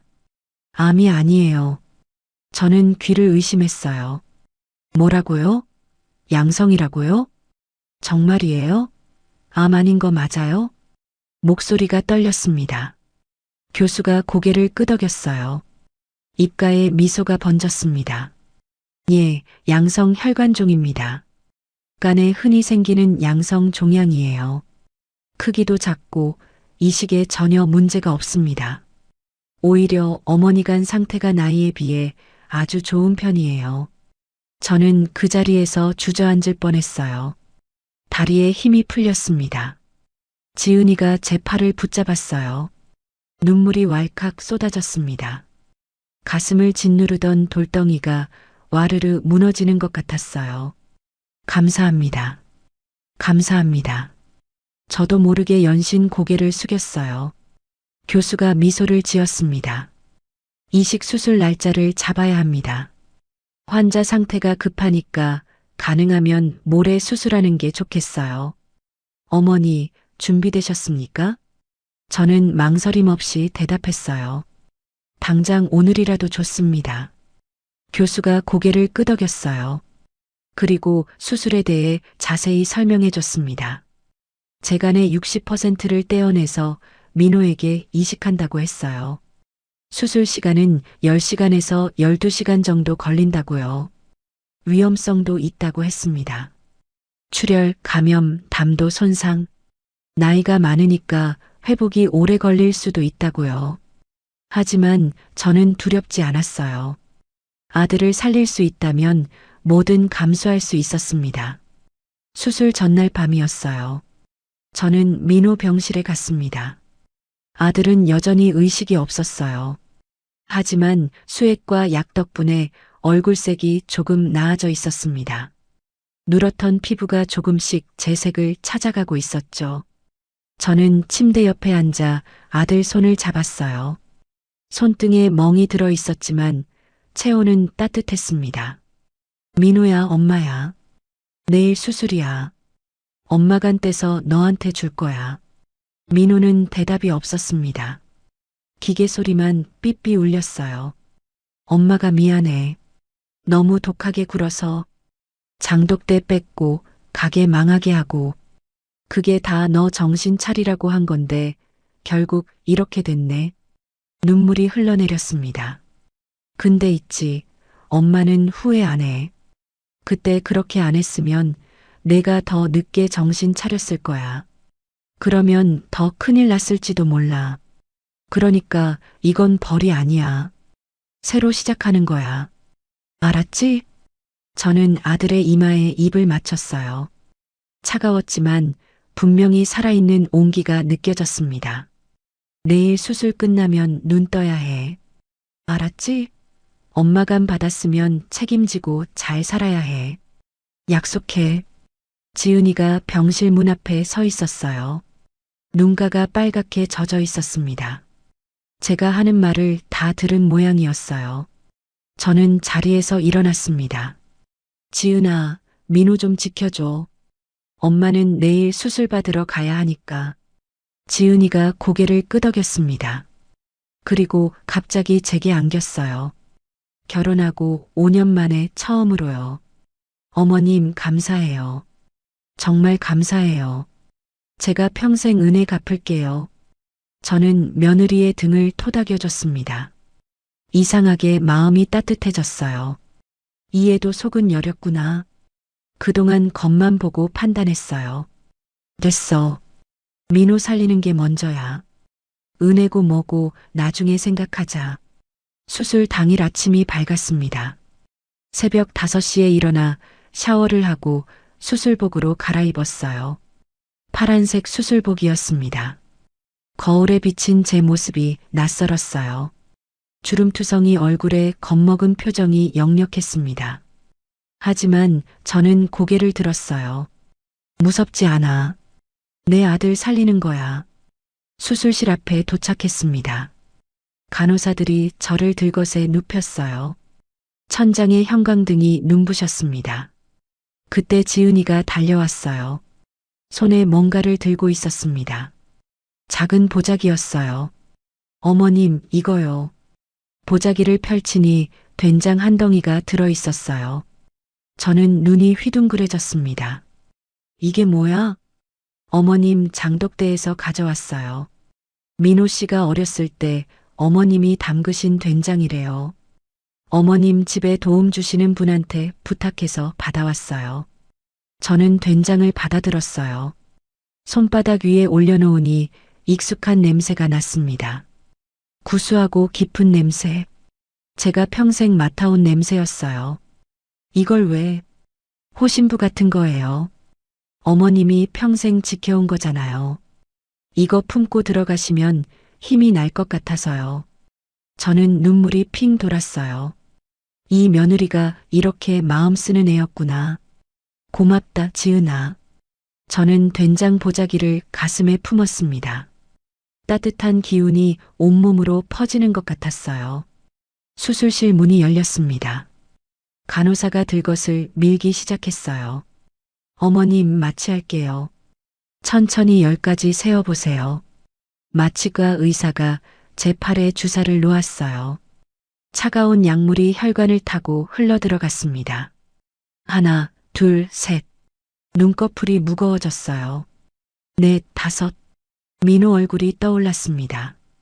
어릴 때 해맑게 웃던 그 얼굴. 여섯. 민호야, 엄마 간 잘 받아. 꼭 살아나. 그리고 모든 게 어두워졌습니다. 12시간이 지났습니다. 저는 회복실에서 눈을 떴어요. 온몸이 천근만근이었습니다. 배에서 둔한 통증이 느껴졌어요. 눈을 뜨니 하얀 천장이 보였습니다. 형광등 불빛이 눈부셨어요. 어머님, 정신 드세요? 지은이의 얼굴이 보였습니다. 눈이 퉁퉁 부어 있었어요. 밤새 울었나 봐요. 얼굴이 초췌해 보였습니다. 민호는 목소리가 제대로 안 나왔어요. 목이 칼칼했습니다. 마치 기관삽관 때문인 것 같았어요. 지은이가 울면서 웃었습니다. 눈물이 주르륵 흘러내렸어요. 성공이래요. 수술 성공했대요. 민호 시간이 잘 붙었대요. 출혈도 거의 없었고 담도 연결도 깔끔하게 됐대요. 저는 눈을 감았어요. 눈물이 볼을 타고 흘러내렸습니다. 감사합니다. 감사합니다. 아들이 살았어요. 내 아들이 살았어요. 교수님이 그러셨어요. 어머님 간이 정말 건강해서 이식이 잘 됐대요. 72살 간 맞냐고 50대 간 같다고요. 평생 뭘 드셨냐고 물으시더라고요. 저는 희미하게 웃었어요. 평생 장 담그면서 된장 먹은 보람이 있네요. 시어머니가 그러셨어요. 된장이 간에 좋다고, 매일 된장국 끓여 먹으라고. 그 말씀이 맞았어요. 민호는 깨어났어? 아직이요. 근데 의사 선생님이 곧 깨어날 거래요. 생체 징후가 안정됐대요. 혈압도 정상이고 맥박도 정상이래요. 간 기능 수치도 벌써 좋아지고 있대요. 저는 고개를 끄덕였어요. 이제 됐어. 아들이 살았으면 됐어. 통증이 밀려왔지만 마음은 평화로웠습니다. 배를 갈라서 간을 떼어냈으니 아플 수밖에요. 하지만 그 아픔이 달콤하게 느껴졌어요. 내 몸 한 조각이 아들 안에서 뛰고 있어요. 내 간이 아들의 간이 되어서 아들을 살리고 있어요. 그것만으로 충분했습니다. 간호사가 다가와 제 상태를 체크했어요. 혈압, 맥박, 체온 모두 정상이라고 했습니다. 어머님 대단하세요. 12시간 대수술인데 이렇게 안정적인 분 처음 봐요. 정신력이 대단하신 것 같아요. 저는 고개를 저었어요. 정신력이 뭐가 대단해요. 그냥 엄마니까요. 자식 살리려면 뭐든 하는 거지요. 간호사가 눈시울을 붉히며 고개를 끄덕였습니다. 잠시 후 교수가 회복실에 들어왔어요. 수술복을 벗고 흰 가운을 입고 있었습니다. 얼굴에 피곤한 기색이 역력했지만 표정은 밝았어요. 어머니, 수술 잘 끝났습니다. 아드님 간이 벌써 제 기능을 시작했어요. 이 정도면 아주 좋은 결과입니다. 감사합니다, 교수님. 정말 감사합니다. 저는 눈물을 흘리며 고개를 숙였어요. 교수가 제 손을 잡았습니다. 어머니도 잘 회복하셔야 해요. 간은 재생력이 좋아서 2~3달 지나면 거의 원래 크기로 돌아옵니다. 무리하지 마시고 푹 쉬세요. 저는 고개를 끄덕였어요. 민호, 언제 깨어나요? 마취가 깨면 곧 의식이 돌아올 겁니다. 아마 오늘 밤이나 내일 아침쯤이요. 어머니도 얼굴 한번 보시면 마음이 놓이실 거예요. 교수가 나가고 저는 천장을 바라봤습니다. 하얀 천장에 형광등 불빛이 반사되고 있었어요. 민호야, 엄마 간 잘 받았지? 이제 그 간으로 오래오래 건강하게 살아. 술 끊고 몸 챙기고 제대로 된 인생 살아.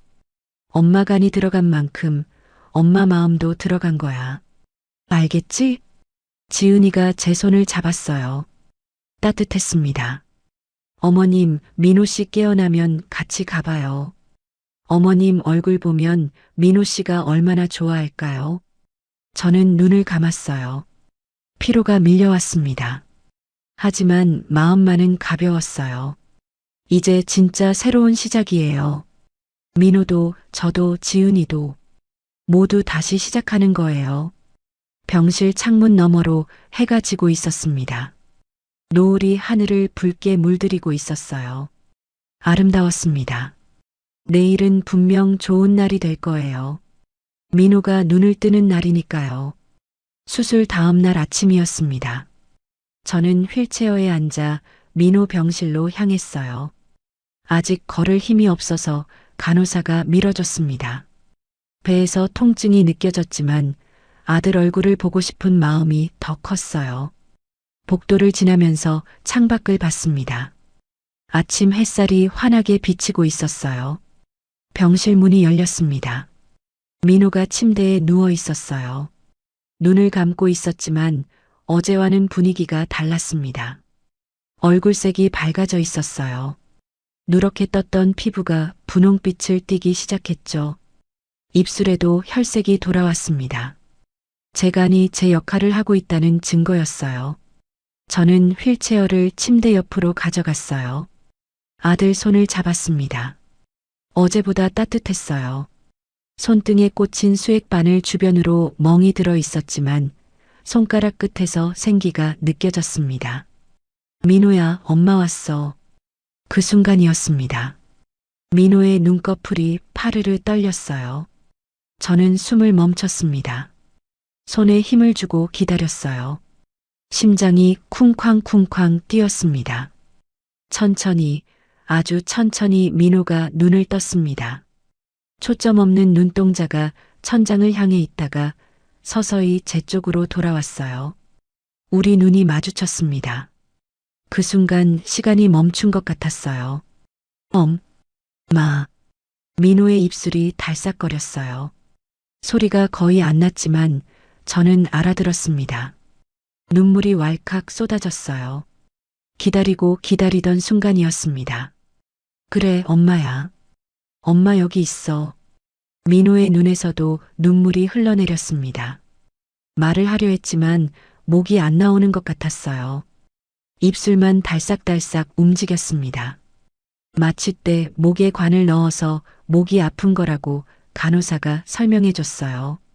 간호사가 물을 적신 솜으로 민호의 입술을 적셔줬어요. 민호가 겨우 목소리를 냈습니다. 쉰 목소리였지만 분명했어요. 엄마, 미안해. 그 한마디에 제 마음이 무너졌어요. 아들이 미안하다고 했습니다. 개업식 날 못 본 척한 것, 엄마를 쓰레기 취급하게 내버려 둔 것, 술에 빠져 자기 몸을 망친 것, 그 모든 게 미안하다는 거겠죠. 됐어. 다 됐어. 살았으면 됐어. 저는 아들의 손을 꼭 잡았어요. 민호가 고개를 돌려 저를 바라봤습니다. 눈가에 눈물이 그렁그렁 맺혀 있었어요. 엄마 간 받았어. 나 때문에 엄마가. 민호가 말을 잇지 못했습니다. 울음이 터져 나왔거든요. 45살 어른이 어린아이처럼 울었어요. 어깨가 들썩거렸습니다. 목에서 흐느끼는 소리가 새어나왔어요. 저는 휠체어에서 일어나려 했어요. 통증이 밀려왔지만 참았습니다. 간호사가 부축해줘서 겨우 침대 가장자리에 앉았어요. 아들의 머리를 쓰다듬었습니다. 땀에 젖은 머리카락이 손끝에 닿았어요. 울지 마. 엄마 간 받았으면 책임지고 잘 살면 돼. 그게 효도야. 민호가 제 손을 붙잡았어요. 손등에 입을 맞췄습니다. 눈물이 제 손등을 적셨어요. 따뜻한 눈물이었습니다. 엄마, 다시 시작할게. 술 끊을게. 제대로 살게. 엄마한테 잘할게. 저는 아들의 머리카락을 쓸어 넘겼어요. 예전에 어릴 때 그랬던 것처럼요. 5살, 6살 때 울면 이렇게 달래줬었죠. 그래, 그렇게 해. 엄마 믿는다. 그때 병실 문이 열리고 지은이가 들어왔습니다. 손에 죽 한 그릇을 들고 있었어요. 민호와 눈이 마주치자 지은이도 울음을 터뜨렸습니다. 죽그릇을 든 손이 덜덜 떨렸어요. 민호 씨, 깨어났어요. 지은이가 비틀거리며 다가왔어요. 죽그릇을 탁자에 내려놓고 민호 옆에 섰습니다. 민호가 아내를 올려다봤어요. 지은아, 미안해. 아니에요. 제가 미안해요. 제가 잘못했어요. 어머님한테도 당신한테도. 두 사람이 손을 잡고 울었습니다. 저는 그 모습을 지켜보며 마음이 놓였어요. 이제야 가족 같아 보였습니다. 5년 동안 보지 못했던 모습이었어요. 며칠이 지났습니다. 민호는 빠르게 회복하고 있었어요. 제 간이 아들 몸에 잘 적응하고 있다고 교수님이 말씀하셨죠. 간 기능 수치가 날마다 좋아지고 있었습니다. 저도 조금씩 걸을 수 있게 됐어요. 여전히 배에 통증이 있었지만 날마다 나아지고 있었습니다. 어느 날 오후였습니다. 민호가 휠체어에 앉아 제 병실로 찾아왔어요. 지은이가 밀어줬습니다. 두 사람의 표정이 진지해 보였어요. 엄마, 할 말이 있어. 민호가 침대 옆으로 다가왔습니다. 저는 베개에 기대 앉았어요. 뭔데? 가게 정리했어. 완전히 문 닫았어. 저는 고개를 끄덕였어요. 예상했던 일이었습니다. 빚은 얼마나 남았어? 3억 정도. 근데 걱정 마. 내가 갚을 거야. 엄마한테 손 안 벌려. 민호가 단호하게 말했어요. 예전 같았으면 엄마한테 울며 매달렸을 텐데 이제는 달라진 것 같았습니다. 눈빛이 굳건했어요. 어떻게 갚을 건데? 취직할 거야. 요리사로. 주방에서 밑바닥부터 다시 시작할 거야. 설거지부터 해도 좋아. 저는 놀랐어요. 사장하다가 말단 요리사를 하겠다고요? 엄마, 나 이번에 많이 생각했어. 내가 왜 망했나? 실력도 없으면서 허세만 부렸어. 엄마 장덕에 장사됐던 거지. 내 실력이 아니었어. 이제는 진짜 실력을 키울 거야. 지은이가 옆에서 고개를 끄덕였어요. 저도 일할 거예요. 백화점 화장품 매장에 자리가 났대요. 둘이 벌면 빚 갚을 수 있어요. 저는 두 사람을 번갈아 쳐다봤어요. 눈물이 핑 돌았습니다. 이게 내가 바라던 모습이었어요. 잘 생각했어. 그렇게 해. 저는 고개를 끄덕이고 생각했던 말을 꺼냈습니다. 근데 내 제안 하나 들어볼래? 민호야, 내가 요리를 배우겠다면 엄마가 가르쳐 줄 게 있어. 뭔데요? 장 담그는 법. 엄마가 3대째 이어온 거야. 언젠가는 너한테 물려줘야지 생각하고 있었어. 민호의 눈이 커졌어요. 엄마, 그거 엄마 비법 아니야? 그래, 비법이지. 근데 비법이 뭐가 대단해. 결국은 정성이야. 엄마 간 받았잖아. 엄마 비법도 받아. 그래서 제대로 된 요리사가 돼. 민호가 고개를 끄덕였어요. 눈가가 젖어 있었습니다. 고마워, 엄마. 꼭 잘 배울게. 퇴원 날이 다가왔습니다. 저는 민호보다 먼저 퇴원하게 됐어요. 3주 만이었습니다. 민호는 일주일 더 입원해 있어야 한다고 했어요. 간 이식받은 사람은 면역 억제제 조절하느라 시간이 더 걸린다고요. 퇴원 전날 밤 저는 잠이 안 왔어요. 병실 창문 너머로 밤하늘을 바라봤습니다. 별이 초롱초롱 빛나고 있었어요. 한 달 전만 해도 이렇게 될 줄은 몰랐습니다. 개업식에서 쫓겨나고 아들이 쓰러지고 간 이식 수술까지 정신없이 지나간 시간이었어요. 그런데 이상하게도 후회는 없었습니다. 이 모든 일이 있어야 우리 가족이 정신을 차렸으니까요. 고통 없이는 변화도 없는 거예요. 저도 민호도 지은이도 모두 변했습니다. 더 나은 방향으로요. 퇴원하는 날 아침 저는 일찍 일어나 세수를 하고 옷을 갈아입었어요. 지은이가 집에서 가져온 옷이었습니다. 깨끗한 흰 블라우스와 검은 바지였어요. 거울을 봤습니다. 수술 전보다 얼굴이 수척해졌지만 눈빛은 오히려 맑아진 것 같았어요. 민호 병실에 들렀습니다. 아들이 침대에 앉아 있었어요. 얼굴색이 많이 좋아져 있었습니다. 누렇던 피부가 거의 정상으로 돌아왔어요. 엄마, 먼저 가? 응. 집에 가서 장독대 좀 봐야 해. 한 달 넘게 못 봤으니까. 민호가 웃었어요. 오랜만에 보는 환한 웃음이었습니다. 예전에 철없이 웃던 그 웃음이 아니라 뭔가를 깨달은 사람의 웃음이었어요. 엄마는 장독대가 자식이야? 그럼 너보다 더 오래된 자식이지. 30년 넘게 키웠잖아. 저도 웃었어요. 민호가 제 손을 잡았습니다. 손에 힘이 들어가 있었어요. 엄마, 나 퇴원하면 집에 갈게. 장 담그는 거 배우러. 진짜야. 그래. 기다릴게. 천천히 와. 무리하지 말고. 저는 아들의 이마에 입을 맞췄어요. 예전에 어렸을 때처럼요. 민호가 눈을 감았습니다. 속눈썹이 젖어 있었어요. 엄마 사랑해. 민호가 작은 목소리로 말했어요.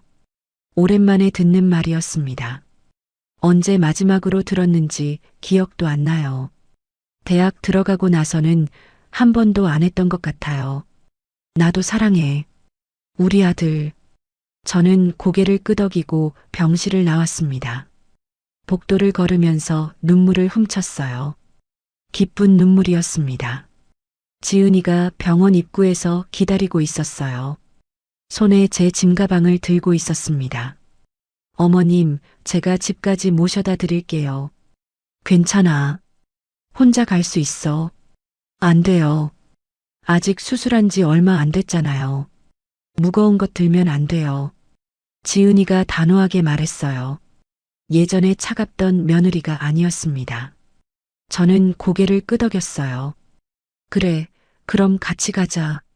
병원 현관을 나서니 햇살이 따뜻하게 내려쬐었습니다. 가을 햇살이었어요. 공기가 맑고 시원했습니다.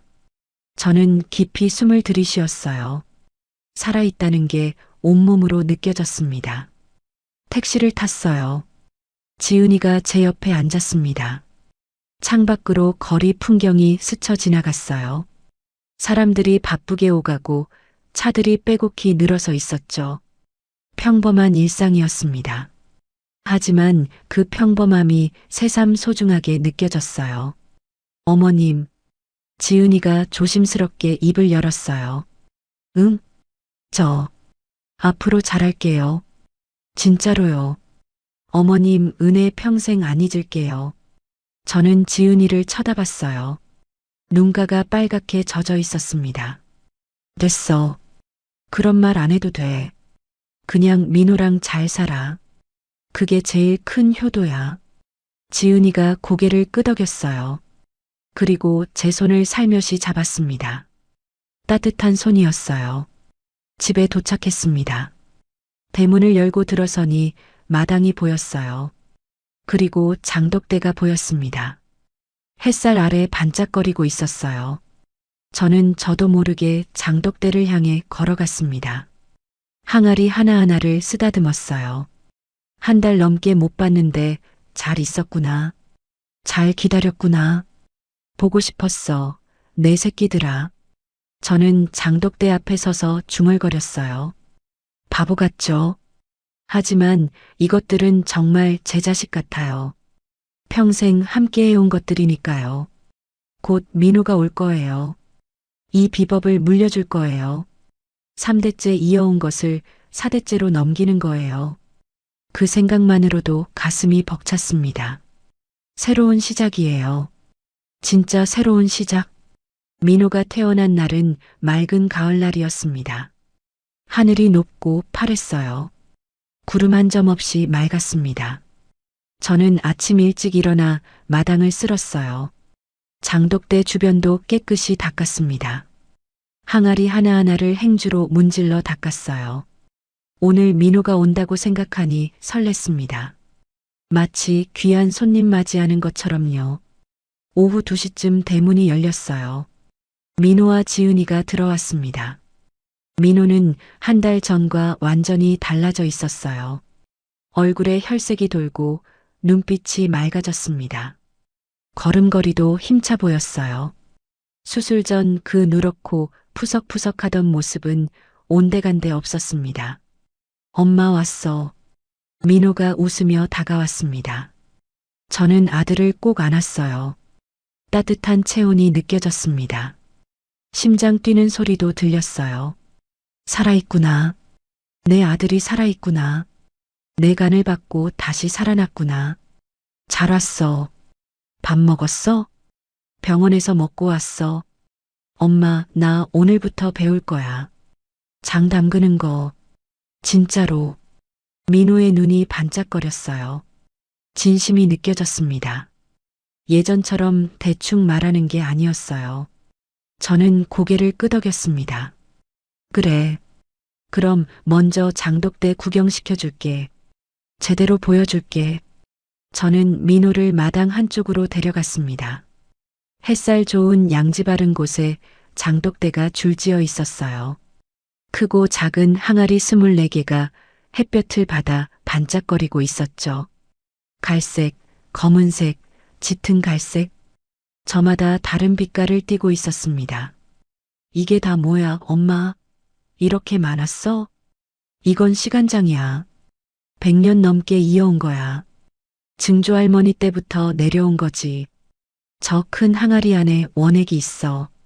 저는 가장 큰 항아리 뚜껑을 열었어요.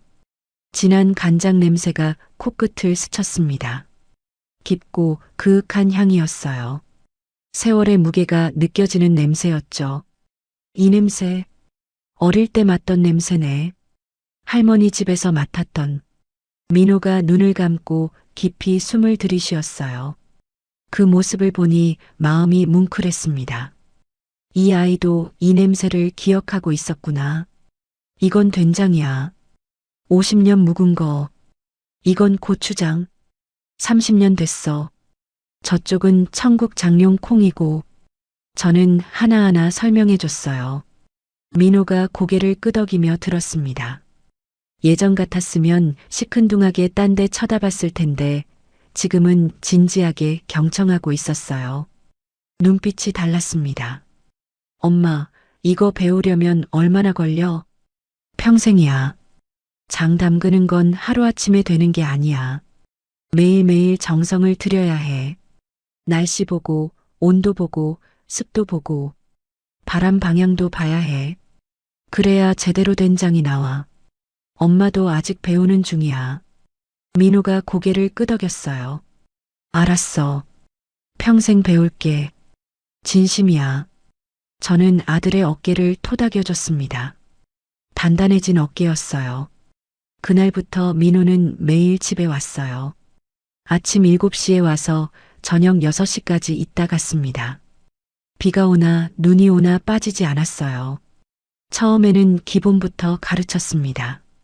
콩 고르는 법, 물 온도 맞추는 법, 매주 빚는 법, 소금물 농도 재는 법. 하나하나 차근차근요. 민호는 열심히 배웠습니다.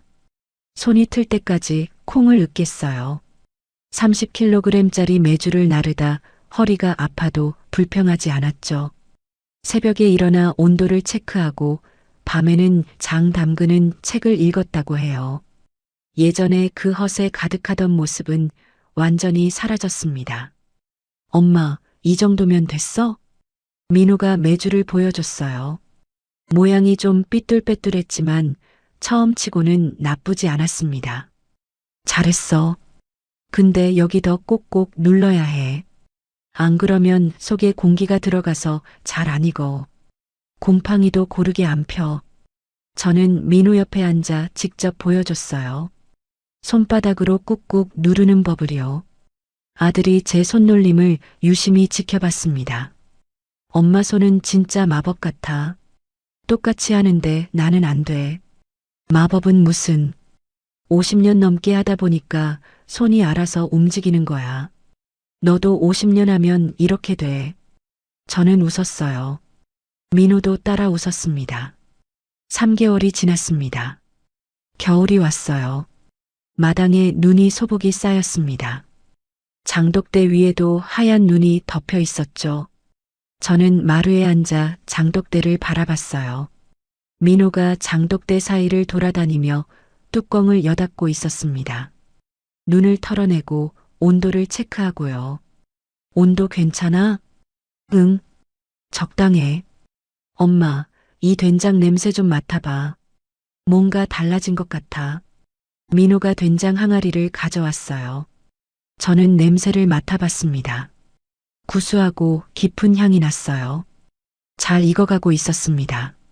잘 익고 있네. 봄에 꺼내면 딱 좋겠다. 내가 담근 된장이야. 처음으로 엄마가 가르쳐준 대로 했어. 민호가 자랑스러운 표정을 지었어요. 저는 흐뭇하게 웃었습니다. 잘했어. 이제 시작이야. 첫 번째 된장이 제일 중요해. 그때 지은이가 따뜻한 차를 들고 마루로 나왔어요. 유자차였습니다. 김이 모락모락 피어올랐어요.